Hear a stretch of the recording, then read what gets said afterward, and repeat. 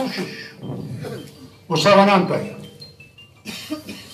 Heki benet. Hem sipahi ve tayinat kalimetçi ve nebri bir elmetçi. Dima karna tay rokreş koşuş. Kosum çunu.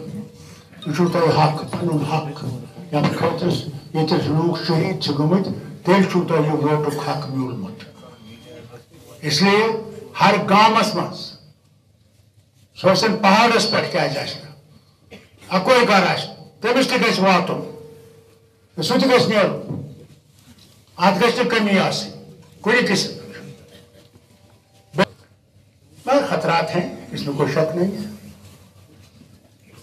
बड़ी कोशिश हो रही है कि जंग की सूरत पैदा की जाए। आपको अल्लाह से दुआ मांगनी चाहिए कि या अल्लाह हमें जंग से बचा। आज तक 4 जंगें हुई हैं, कुछ नहीं हुआ, हम ही मारे गए, मगर नतीजा कुछ नहीं निकला।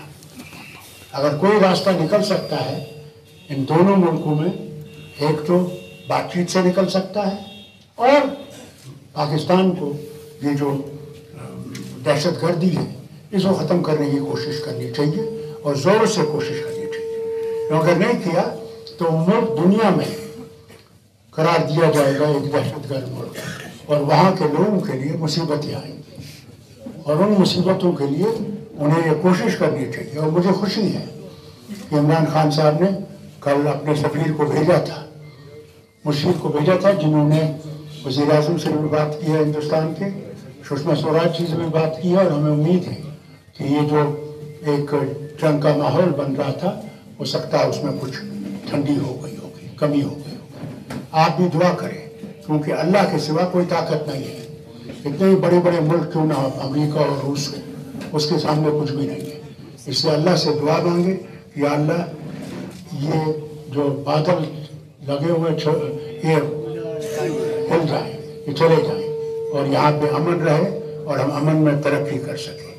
हमारे बच्चों और दूसरों पे जो मज़ालिम हमारे वतन में हुए उसका हमें सख्त अफसोस है और अल्लाह का करम है कि 8 दिन 9 दिन के बाद वज़ीर आज़म ने इसकी बात की।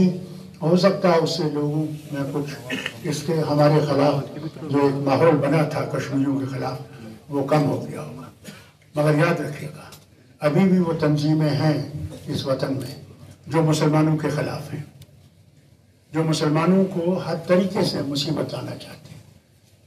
मगर याद रखिएगा अगर हमारा ईमान सही है तो वो कभी भी हम पे हावी नहीं होंगे, वो कभी जीतेंगे नहीं। हम लोगों ने कभी भी नफरतें नहीं सीखी। हमारा मज़हब जो है वो हमें भाईचारा सिखाता है, मोहब्बत सिखाता है, एक दूसरे की मदद सिखाता है, नफरत नहीं सिखाता। और इसलिए इंशाअल्लाह हम लोग फिर से लोगों में वो जो जहर भरा हुआ है वो जहर निकल जाएगा और हम लोग फिर से एक दूसरे के साथ भाईचारे में रहेंगे और आगे बढ़ेंगे।